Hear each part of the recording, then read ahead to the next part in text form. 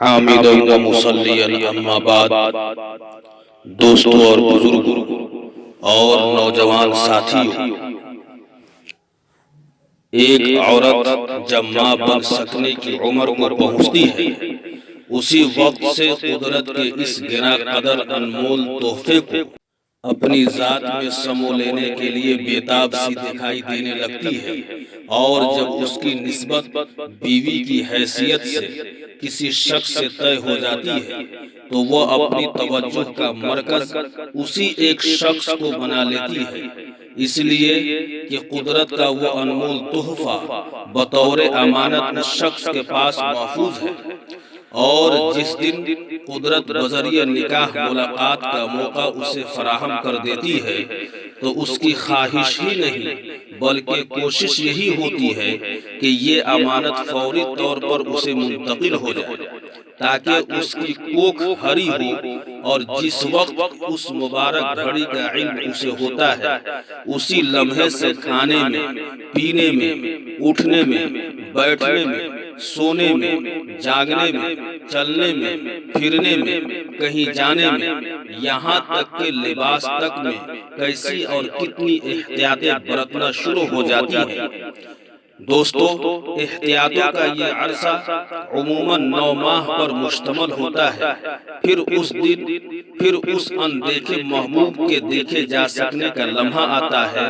تو وہ لمحہ اپنے آپ کو موت کے حوالے کر دینے کا ہوتا ہے، اور یہ ماں بلا تأمل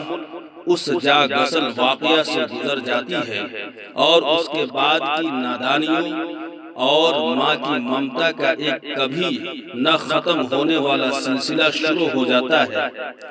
اس سلسلے کے ہر واقعے کے انجام ماں کی ممتا کی فتح پر ہوتا ہے،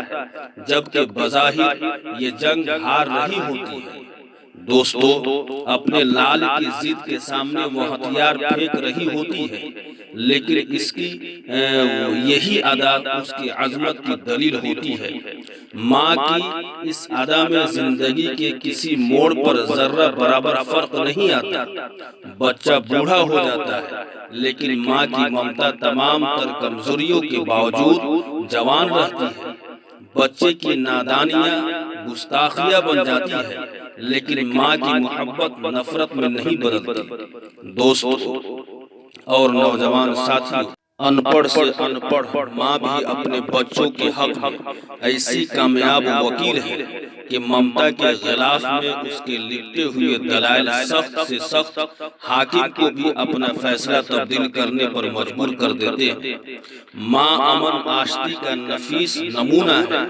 یہی وجہ ہے کہ ہر قوم، نسل، رنگ، علاقے اور زبان کا سمجھ بوجھ رکھنے والا انسان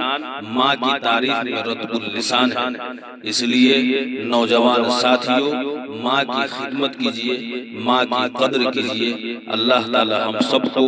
ماں کی قدر اور خدمت کرنے کی توفیق عطا فرمائے۔ وآخر دعوانا الحمدللہ رب العالمین۔